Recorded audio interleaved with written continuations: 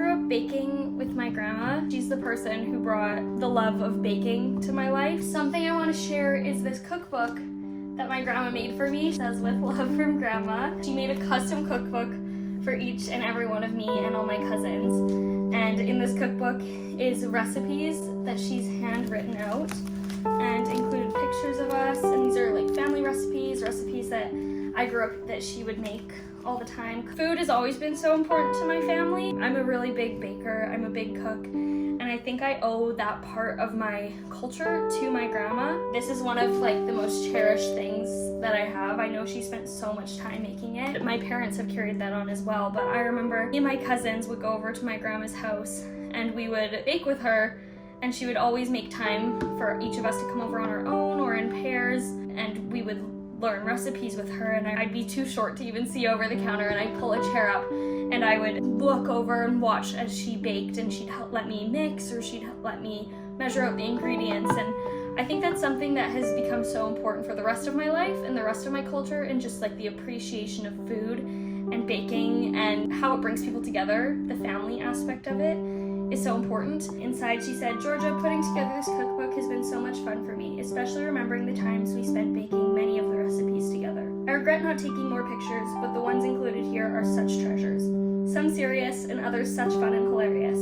Thanks for spending the times with me and making great memories in my kitchen and blessing me beyond measure. Enjoy. Happy baking. Grandma, love you forever." Something that I remember so much from when I was a kid and baking with my grandma, so specific with her measurements. You can't just scoop a big thing of flour like this and throw it in the bowl. She takes a knife and she taps it all off. She would go like this.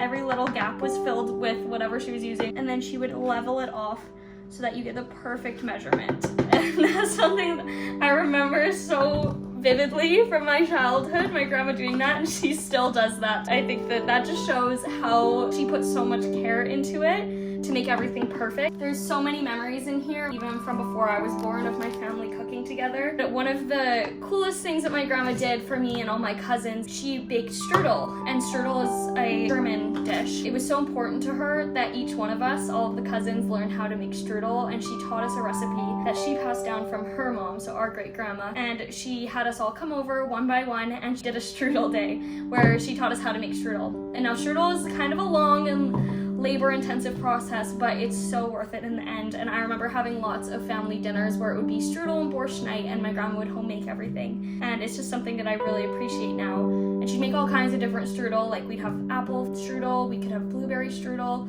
cherry strudel, poppy seed strudel, and she would make every single one, and we'd have this massive buffet of strudel. It was just like the best time ever, and it was something that really brought my family together. Just baking and cooking in general is something that reminds me so much of family, reminds me so much of home. And even since I've moved away, I've kept it with me. And I'm so proud to have that part of my culture continue on. And it's something that I hope one day I'll teach my kids how to make strudel, and even something that I can share with my friends now that I don't live at home. That's something I love, is having friends over and cooking for them or baking for them, and just sharing my love of food, because that's such a big part of my culture. I think it kind of shows how important food is and family is. And since strudel is a part of my German heritage, I thought this would be the perfect opportunity to kind of show you the process while also talking to my grandma about her experience and why it was so important to her as well. So now I would say that if there's a heavy edge to that, cut it off or rip it off. It looks really good. Thank you. Did you have a lot of German culture and Yugoslavian culture in your day-to-day lives, or was it through cooking? Or I would say the cooking that my mom would have done. The cooking would have been the biggest thing. What kind of other things did she make besides strudel? Well, Kuchen. Kuchen is like a sweet bread. Or you take plums and make a cake. You know, that would be Kuchen. One little bit thick part right here. I'm just going to stretch this part a little. Yeah, just don't put your finger through it. Yeah. I have that looks wonderful. That looks really good. Thank you. I bet my family is going to be jealous that they're not here to eat this. Would say so, that's for sure. I can mail some home. All over the thing, yeah. And this is to absorb the juice, you see. 1/4 cup sugar, 1 to 2 tablespoons cinnamon, and 2 tablespoons Crisco. Do you remember the first time that you made strudel, or do you always just remember doing it? Oh my goodness, I grew up with it.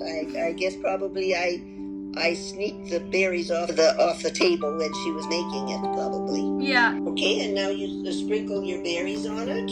Have you got some melted Crisco? Dump it all on and spread it out. Right, you need to spread because you want the whole to have blueberries in it. Right. Okay, well, good. Now you can roll it up. Spread out berries here to the edge of this end of the strudel won't have any blueberries in it. Yeah. Okay, and the other side too. Now flip it over. There. Now you tighten it up a little bit as you go. Yeah, and then flip it over. Good for you. Oh, thank you. That's great. You're doing super. So proud of you. Oh, thank you. Tighter. Yeah. Pull this end in. That's it. Yeah. Just keep going. Oh my goodness. Well, it's just that being together with my grandchildren. You know, that was the biggest. And you know, I never had a grandma, Georgia. I never had a grandma. I never knew a grandma. And I think so when I became a grandma, I just wanted to try to be the best grandma I could be and spend as much time I could with my grandchildren. Yeah. Yeah, well, you are the best grandma. Oh, well, I don't know about that, but I think so. All of my craftiness and all my love for baking and all that definitely came from you. Oh, oh, that made me cry. Oh, my mouth is watering. 24 strudel in one day. I made way too many anyway. In one day, it was so much work. Our family was getting together, and so I think I have that picture in the book of us. There we go. There, perfect. Just like that. That looks great. Don't eat them. Eat them? Okay. They're delicious. Sure, don't waste them. About 30 minutes. This is my dad and my grandma, and he's eating this cake called the maple chiffon cake. It's funny, it got nicknamed the brown cake by one of my cousins when he was really little. And this is a picture of my dad when he was 32. And this is still the cake that me and all my cousins request for every one of our birthdays. Most of us don't even want the cake, we just want the icing. So my grandma has learned that she just brings an entire tub of icing with her, and everybody takes their tiny little slice of cake and scoops loads of icing on it, or it will have fallen off when she tries to ice it. So she'll just take more icing and glob that on to make it all look even. So then everybody, when we serve this cake, is trying to figure out which side of the cake has the hole in it that's filled with icing, because that's the best part. Buttermilk biscuits. This is one of the best recipes that we make the most. My dad grew up eating these buttermilk biscuit, and now my dad and I make these together, so this is a really cherished memory for me. It goes on and on and on. You can really see how much love she poured into it. My strudel is all complete. I was so happy I got to spend a couple hours chatting with my grandma while I made this. To her advice, I think it turned out really great. Definitely not as good as hers. You have one big hole, which we learned is the biggest no-no when making strudel. I hope you enjoyed learning a little bit of my family culture and about how important food is to me and the culture behind it and where I come from. So delicious. Thank you for watching. I hope you enjoyed.